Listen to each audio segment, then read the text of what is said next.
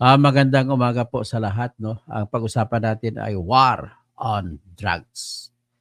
Mga kaibigan, ang status po sa ngayon ng war on drugs ni Duterte ay na ano na, kumbaga kung may bangin andun na nakatutok, nakatayo na sa bangin, itulak na lang, gano'n na. At patay na yung mga involved sa war on drugs. Lalo na si Tidots o si Duterte 'no. Kasi po ay bistado na dahil nag-uuna nito kay aminin ko lang, pinakamalakas na naging ebidensya na laban kay Duterte na puwedeng gamitin ng International Criminal Court. Ayon kay Menardo Guevara na Solicitor General ni Bongbong Marcos at Department of Justice Secretary ni Duterte, ay sapat na yung ebidensya na lumabas sa Quad Committee hearing para gamitin ng International Criminal Court. Gayunpaman, minamantini o iniinsiste ni Menardo Guevara na walang pakialam ang Pilipinas sa International Criminal Court investigation sa solong dahilan na ito po ay walang authority ang ICC sa Pilipinas. Ganun pa man, kung ako tatanungin mo, yun po ay salita na paiwas, patago. Pero ang sikreto ay tumutulong si Bongbong Marcos na makapagbigay ng ebidensya sa ICC. Kaya nakikita ko po sa ngayon, ang at utak ng pagpatakbo ng Quad Committee hearing ay hindi lamang si Romualdez. Pinag-usapan nila ni Bongbong Marcos yan. Kasi ang target naman talaga nila ay matanggal si Sara Duterte sa 2028. Kasi kung oras na matanggal mo si Duterte, yung tatay, sa senaryo at mapapahiya mo ng tudo dahil sa pagpapatunay o pagsasabi ng International Criminal Court na siya ay guilty, sigurado po tumba na po, wala na pong lalaban sa grupong Marcos pagdating sa election sa 2028. Yan po ang kanilang theory. Hindi nila alam, may iba pang sisibol na mga kalaban maliban sa Duterte. Siyempre, andyan si Rapi Tulfo na nag-uumpisa na ng mga dynasty niya sarili niya. Papasok dalawa niyang kapatid, si Ben Tulfo saka si Erwin Tulfo. Dalawang Tulfo, bakit hindi sila Dinoy Sons? Pagkapareho apelido, di ba confusing? Ako, initially, hindi pa ako nilagay sa initial list ng aprobado na tatakbo pagkasenado sapagkat mayroon pa lang sinampang kaso ideklara ako nuisance itong law department ng COMELEC. Of all people, bakit sila interesado sa akin kung sila'y fair? Ganun lang kasimple. Dapat kung fair sila, ay hindi na sila nakialam. Pag tinignan mo naman po yung kaso na ginawa ng law department, ay wala pong dahilan, hindi siyot sa pangangailangan ng batas para yung isang tao ay masasabi mo na binababoy lamang ang proseso ng eleksyon kaya siya nuisance candidate. Ang intention ko, mahigit isang taon ako nag-anunsyo na ako'y tatakbo. Paano mo sabihin na ako'y nanluloko sa pagpatatakbo? Okay, balik tayo dito sa war on drugs. Ang war on drugs naman ito ay kumbaga end of the road na ito kung titingnan mo. Naghahanap na lang ng maakitang bundok para makaiwas. So sa ngayon, ipit na po sila ang grupo ni Duterte. At lumalabas na po yan sigurado babagsak sa susunod na survey yan si Bongo at si Bato. Sigurado po yan kasi sila po ay matigas na ninindigan para kay Duterte kahit na yung ebidensya ng mga testimonya ay nagsasabi na taliwas sa kanilang gustong ipalabas na wala raw kasalanan si Duterte. Okay. So dito sa video na ipapakita ko sa inyo, ito po yung ebidensya. Noong September 2019, nagsalita si Bongo na reward, pag Ninja Cup, 1 million, lahat ng reward sinasabi. Pero ngayong interview ngayon sa kanya, nitong October na lang, sabi wala daw reward. Allowance lang yon. So ibig sabihin, meron na pong ebidensya na lumalabas na talagang may reward system. Ladies and gentlemen, para maintindihan nyo po kung ano ibig sabihin ng reward, kung gaano kahalaga ang reward sa kaso ng ICC laban kay Duterte ay ganito po yun. Pero yung reward system na po yan ay nagpapatunay na ang utos talaga sa pagpapatay sa mga drug suspects, kahit sabihin pa natin totoo silang tulak, totoo silang addict, ay wala po tayong karapatang patayin ang mga yan. Kahit pa sabihin natin drug lord yan, ang karapatan lamang ng mga pulis ay huhulihin. Ngayon, nilalabas doon kapag nanlaban, sinabi ni Bungo 2 milyon ang pabuya. Pero kung buhay at hulihin mo yung high value target, ang pabigay sa yung pabuya, 500,000 lang. So kaya, yan ang dahilan kung bakit ang mga pulis natin noon talagang sinusugal nilang ilang kanilang konsensya at papatay na lang sila sa ngalan ng pera. Siyempre, mga pulis na yan, alam naman natin kahit i-deny nyo man o hindi, mabait man o hindi, ang mga pulis po ay baon sa utang lagi. O, ganun ganyan. Kilala ko rin pulis na Raymond ang pangalan. Baon sa utang. Milyon kung umutang, bibili ng sasakyan. Uutang, saan sila umuutang? Yung buwisit na yung mga RSBS, Upsly, lahat-lahat niyan, yan po ang dahilan. Kaya dapat nga magpalabas na po ng kautusan ang PNP, bawalan na ang pagpapautang sa mga pulis. Huwag aprubahan ang kung umutang ang pulis sa RSBS, Upsly, at dami slide. Upsly, dami slide. Yung mayaman lamang po mga slide na yan.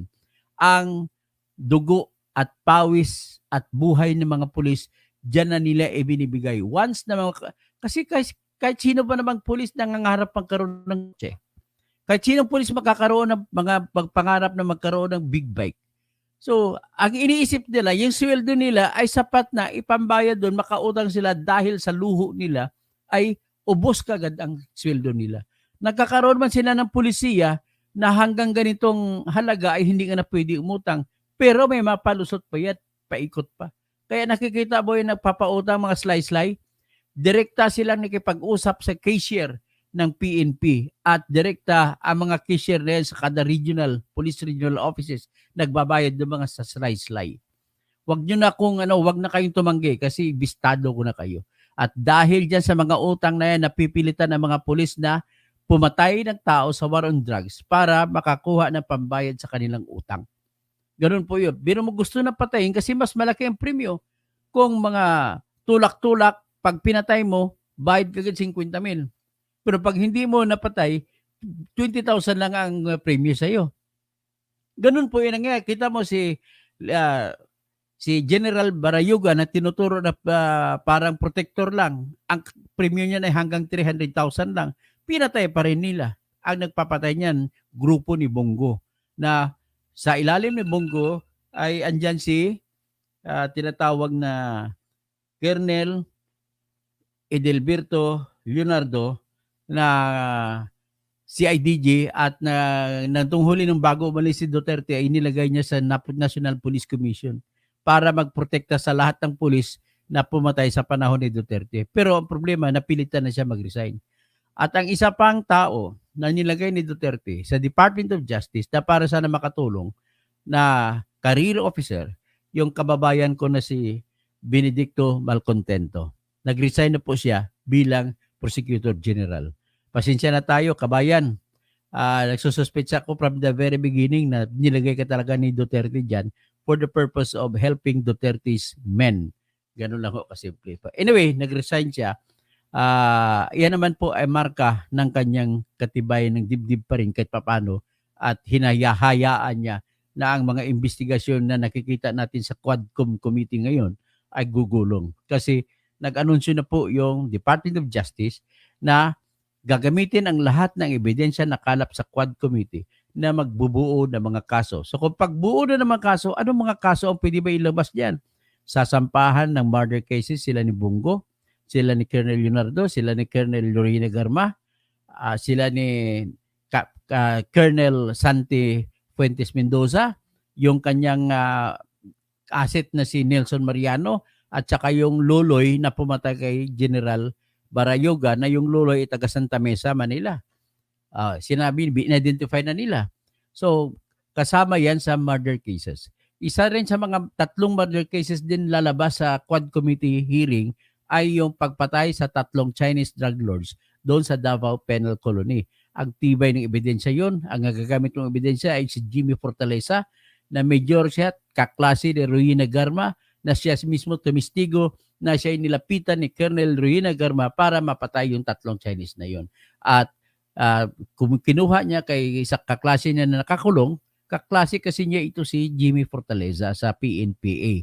So kinuha niya ang number doon na nakontak niya na si Superintendent Padilla. At through that contact, nakipag-arrange sila na gagawin na yung 2 nakakulong murder na si Napoleon Untalantan at saka si Rolando Andy Magdadaro ang papatay sa 3 Chinese. Yung 3 Chinese na yun, dito yung nasintensyan sa Parañaque, sa Cavite. Tapos, ibig sabihin, bakit napunta sa Davao? Tapos si Jimmy Fortaleza, dito rin nasintensyan sa Maynila. Pero bakit napunta doon sa Davao City? Ang ibig sabihin, may plano talaga. So ngayon, at naggumawa ng senaryo, tinaniman ng sachet itong dalawa, si Magdadaro at si Untalantan, para kunwari nagkasala. At kung nagkasala ka, magiging rason na ililipat ka sa Bartolina. Ang Bartolina numero 6, yan ay 6 ang makakapasok doon. So una, ginawa na senaryo, ito si Magdadaro at saka si Tan. So nilagay sila doon ngayon sa Bartolina. Tapos, kasunod doon, ginawa ng senaryo nila ni Jerry Padilla ang 3 Chinese. Kunwari, tinaniman na may nahulihan na may cellphone, nahulihan na may baraha. So nilagay din sila sa Bartolina bilang disiplina. At doon sa Bartolina sa sila nila. Kinabukasan nung nandun na, patay yung 3 Chinese. So yan po, 3 million po yun ang premyo, 1 million sa kada Chinese. So ang nagbigay rin po niyan si Colonel Leonardo sa pamamagitan ng testimonya ni Napoleon Untalantan na siyang tumanggap ng pera mula kay SPO4 Arthur Narsoles na lumalabas na boyfriend din ni Ruina Garma. So si SPO4 Arthur Narsoles ay tao naman ni Colonel Leonardo. So yan ang mga koneksyon. Yan ang pangalawang kaso na maisasampa mula sa Quad Committee. Ngayon, pag-usapan naman natin ang ICC. Ang kailangan lamang ng ICC ay pruweba na si Duterte lahat ang nag-umpisa niyan. Ito ang pinakamalakas na ebidensya na lumalabas. Akala ko noon na baliwala lang yung reward system. Reward system, sa normal course ng reward system, nanggaling po kay Muking doon sa palasyo sa panahon na siyang appointment secretary ni Duterte at ibinibigay doon sa isang tao na ang problema ng tao ito, walang ibang trabaho yung tagabigay lang ng pera. Na ang problema niya later on, nagsabi siya kay Colonel Ruina Garma, billion na pumapasok sa account niya, baka makasuhan na siya sa AMLAC. Kasi nga, wala naman siyang kita, walang hanap buhay. Yun pala, pinapadaan sa kanya yung confidential fund. Sigurado confidential fund doon. Kasi saan naman magagaling ang pera? Confidential fund ng Office of the President. 4 billion yun. So, ibibigay yun sa mga pulis na nakapatay. Balita ko pa noon na sinabi sa akin ni Roy Mabasa na kapatid ni Percy Lapid na nakonfirma na nila, pulis na nagsabi sa kanila, kapag makapatay daw sila, ay tatawag na sila sa hotline sa Malacanang at ibibigay na sa kanila through GCash. Through GCash ang premyo pag may napatay sila bawat isa. So, ganun po. Ito naman ngayon, iangat ko sa aking plataforma dito ngayon ang pruweba ng pag-amin na si Duterte talaga ang tinuturo na utak sa lahat. At dito lang, kahit itong ebidensya lang gagamitin ng International Criminal Court, ay masisintensya na siya sa kasong crime against humanity doon sa International Criminal Court. Kasi kailangan lang namang nila patunay na si Duterte ang namuno ng lahat na ito. Kung usapin ko may namatay ba o wala, massive ba o hindi ang patay, meron na po, inamin na po ng PNP yan at ang mga lahat ng ebidensya ay binigay na po sa mga hearing ng Committee on Human Rights ni Abante at saka sa Quadcom. At inamin din yan, sinumitir din yan ng mga Philippine National Police at PDEA doon sa Supreme Court na sinamit din nila. So lahat po ito ay official sources, official records na pwedeng kunin anytime ng International Criminal Court. Kumbaga, yung trabaho na dapat gagawin ng International Criminal Court ay gawa na. Unwittingly, ang gumawa, itong mga Quad Committee. Alam naman natin yung mga congressman dyan sa Quad Committee ay mga tuta o susian ni Romualdez. Ibig sabihin, si Romualdez ang napatakbo niyan. At kahit naman, blessing in disguise, kahit masamang tao ito sa Romualdez, at least nagawa yan. At kung nagawa man yan, yan naman ay plano naman sa totoo lang. Kung tanungin mo, wala akong ebidensya dito, ay si Romualdez ay hindi gagalaw ng ganun kung walang pagsang-ayon mula sa kanyang pinsang buo na si BBM. At kung pinag-usapan lang yan, si BBM naman, ang tayo naman niya officially is walang jurisdiction ang International Criminal Court dito sa Pilipinas. Pero gumagawa naman sila at anytime na i-request officially ng Office of the Prosecutor ng International Criminal Court, kasi official government-to-government transaction yan, mapipilitan pati Supreme Court mag-turn over ng mga records. Pati ang Quad Committee mapipilitan magbigay ng mga records. Ngayon, magsasagawa ng parallel investigation daw, parihang investigasyon ang Senate. Pero ang mamumuno, sabi ni Chis Escudero, ay hindi si Bongo, hindi si Bato, kundi si Senator Alan Peter Cayetano. Kaya para naman, hindi naman, ang problema lang kay Alan Peter Cayetano, Duterte boy din ito. So dapat ibang senador ang mamumuno. Diyan hindi pwede si Alan Peter Cayetano. So ngayon, ang problema dito, hindi ko ma-imagine na Charlie Whiskey, paano mo sabihin kung ikaw halimbawa si Bongo o ikaw si Bato, tatanungin mo si Kerwin Espinosa, sinabi mo noon sa akin na si Leila de Lima ay kasangkot. Inamin mo, drug lord. Ba't ngayon sinabi mo, iba na naman? O ano ngayon ang magiging posisyon mo? Ayoko magtanong kung ako si Bato, nakakaya. Palitan na yung Bato na yan, ng bagong Bato sa Senado. Yung Bato na may ulo. Biro lang yan Mr. Bato. Pero ito, ipapa-upload ko ngayon sa inyo ang katibayan. Ang video na ito, ipapakita ko sa inyo. Sa unang portion ay yung pagtatanggi ni Bongo. Nasa watangasan sinabi, wala pong reward system na nangyari. Kasi sa reward system na yan, dali na sila. Yan ang connection papunta kay Duterte. Ngayon, sinabi niyo, wala, allowance lang yan. Pero dinugtong ko rin dito yung video na kung saan noong September 2019, September 4 to be exact, ay umamin, siya pa mismo nag-anunsyo na may reward. Kung mapatay ang Ninja Cup ay 1 million hanggang 2 million ang premyo kung nanlaban. Ito pakinggan ninyo. I-upload ko lang aking video. Niyang opisina. Suporta, Ulitin natin. wala pong reward system na umiiral sa kanyang opisina. Yan klaro. Sabi ni Bongo, sa ngayon yan, ngayon October lang yan kinuha, wala pong reward system na nangyari sa kanyang opisina. Ibig sabihin, opisina ni Duterte. Pagpatuloy natin. Suporta, sinusuportahan niya po ang kapulisan kung anong pwede niyang isuporta para magampanan po nila ang kanilang tungkulin. Yan, suporta lang daw yun. Ibig sabihin, sa isang interview sinabi niya allowance. Ito ngayon, pakinggan nyo ang sinabi naman ni Bongo noong September 4, 2019. Ito naman yun. Soon, I think he will personally announce to the public kung sino po yung mga sangkot na ito. At importante po, si Pangulo ang magsasabi. Sabi niya, karapatan po ng Pilipino malaman kung sino yung mga ito, mga Ninja Cup. Nabanggit rin po. Ayan Kung, ito na, tandaan nito, ulitin ko lang siguro. Ito po yon yung panahon na September 2019. Pangulo ang magsasabi. Sabi niya, karapatan po ng Pilipino malaman kung sino yung mga ito, mga Ninja Cup. Nabanggit rin po niya, nandiyan po rin po yung reward na kanyang sinabi noon. Andyan pa rin reward Pag amin niya, may reward. 1 million po sa mga Ninja Cups patay. Pag buhay, kalahating milyon lang po. Pag lumaban, 2 million. Okay Pag patay, 1 million. Pag buhay, kalahating milyon lang reward. Pag lumaban, 2 million. Yan. May general ba doon? Yes, may general ba, sir? Ang nabanggit po ay mga nakaraan Mga nakaraang, di ko na po mahirap pangalanan pero... On May 16, Yan. May of Dito nagsimula ang lahat yan. Ang kalbaryo ni Duterte at ni Bongo at ni Bato. Dito nagsimula sa pag-aamin ni Garma. Okay, pakinggan natin si Garma. On May 16, May of 2016. Sa May 2016, doon po nagsimula ang lahat ng kadibunyuhan na nangyayari sa Pilipinas. Napatayan blues ang nangyari, mahigit 35,000 ang pinatay dyan. Receive a call from the then President Rodrigo Okay, ibig sabihin, ulitin ko lang, noong May 2016, paupo pa lang sa Malacanang si Digong, tinawagan niya, nakatanggap doon si Rowena Garma ng tawag mula kay Digong. At pumunta siya sa bahay ni Digong. Hindi ko alam kung merong kasamang love. Duterte at approximately 5 in the morning.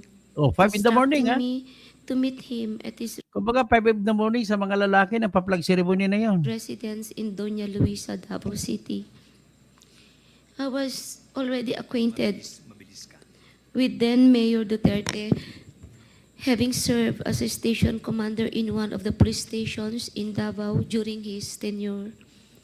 During our meeting, he requested that I locate a PNP officer or operative who is a member of the Iglesia ni Cristo, indicating that he needed someone capable of implementing the war on drugs on a national scale, replicating the Davao model.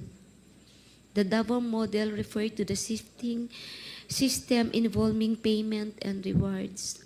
Okay, ha? Ulitin ko lang. Para klaro, baka na-miss ninyo. Alas 5 na madaling araw noong isang araw sa Mayo bago siya umupo sa Malacanang.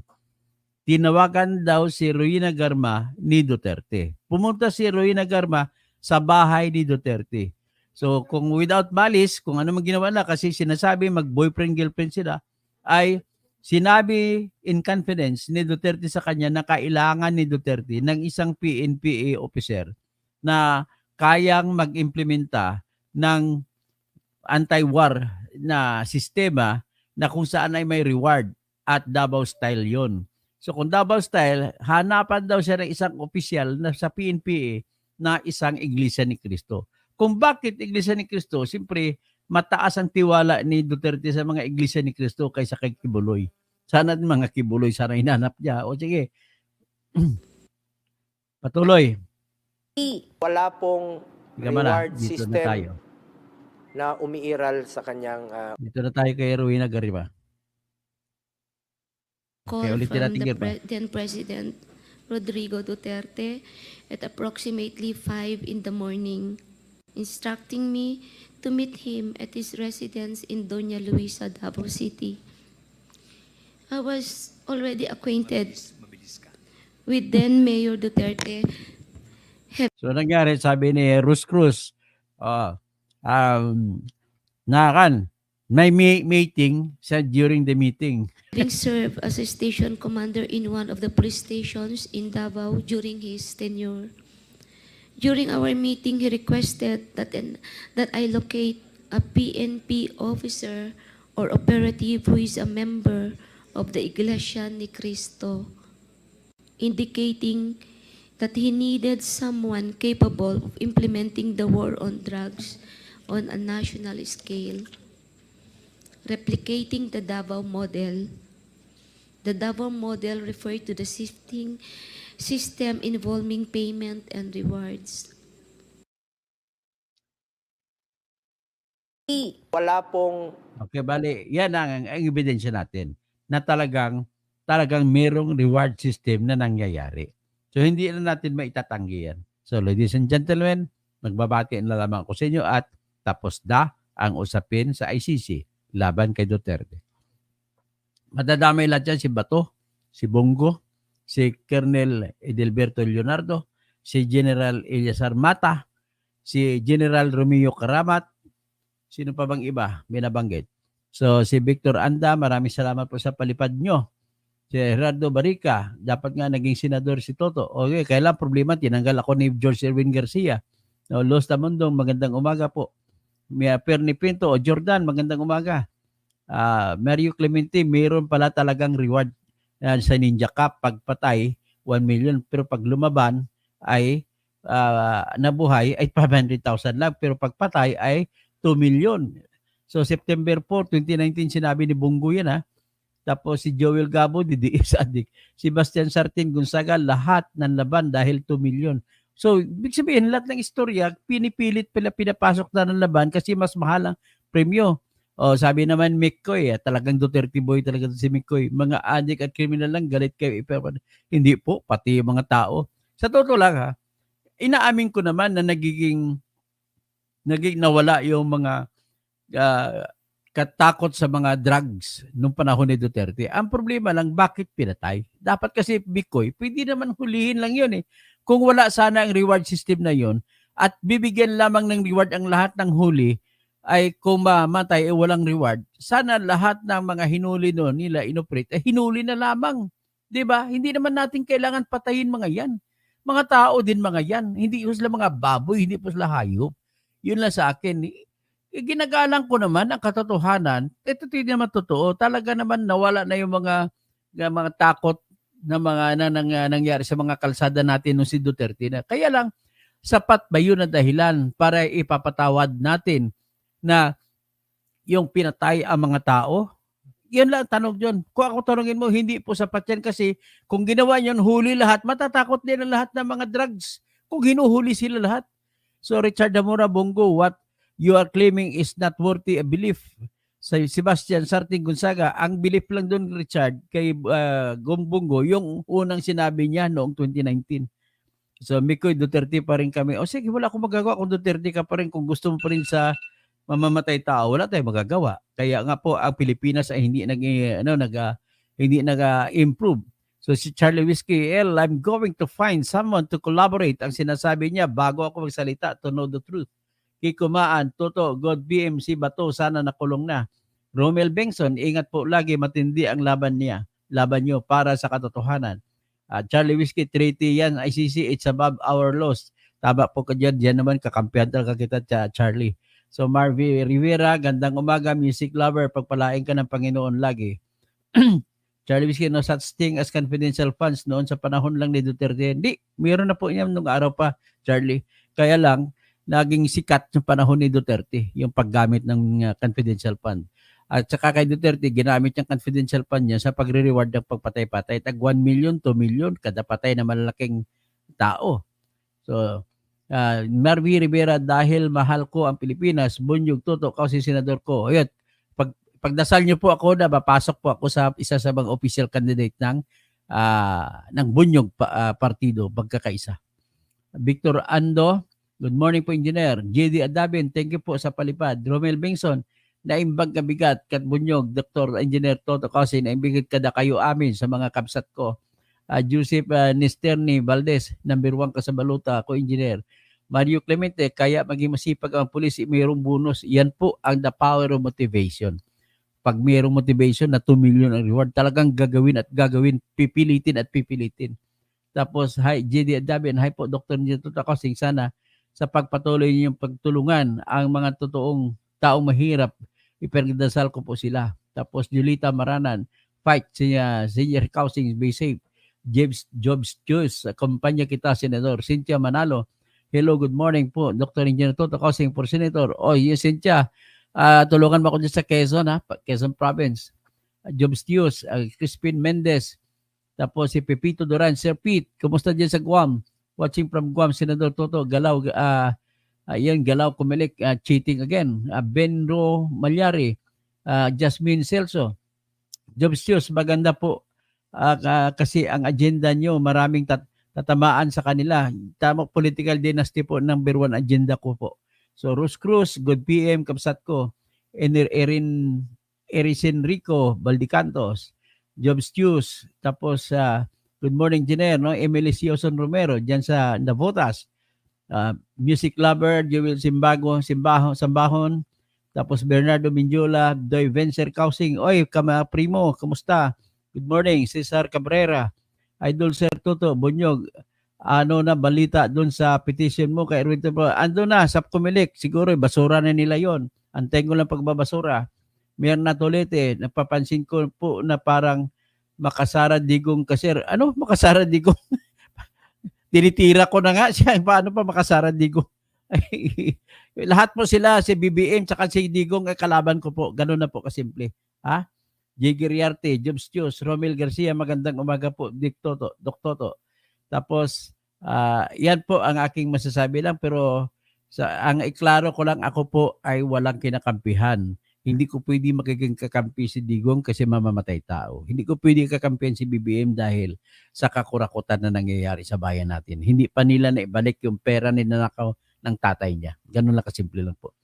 So Cynthia Manalo, taga Dumangan si Iloilo po ang mga parientes ko. Ay salamat, okay na. Sebastian Sartin Gonzaga, Ramon Digea, kailan po ka malapit na po yan ang tinatawag ko na ICC. No? Pastora Raelia, Shalom, Maranata, Doxen, Rogelio Tapado, watching from LA, California. Antonio Buencesuso, mabuhay. Rogelio Tapado, tapos si Datuwali, Aidar Hanok. Noon isang linggo nangyari pero meron isang Facebook. Cherry Pateño, may video pa na na-share si Mima Alicia na inamin ni Bongo sa old interview na may reward. Ito nga may nilagay ko na nga dito yung pag-amin na nga eh. Random channel, bistado na talaga si Duterte. Sid Alcantara, salamat po sa iyong palipad. Si Polo Carpio, salamat din po sa palipad. So dito Ali Haidar Hanok, okay, sa mga Muslim na mga subscriber akan, mga Maguindanao, mga Maranao, mga Tausog, mga taga Basilan, Mambo, Bismillahirrahmanirrahim. Assalamualaikum warahmatullahi wabarakatuh. Maraming salamat po sa inyong lahat. At ito na, magandang umaga. Magandang umaga. Duterte, Bongo, Bato. Hope ilaban nyo ang disqualification. Ilalaban ko po ang disqualification, huwag kayo mag-alala. Ito po ay isang tinatawag na dali lang po. Tapusin ko lang live ko at tinatawag na katarungan para sa ilang bayan. Salamat po. Ipaglaban ko po ang disqualification laban sa akin. Okay.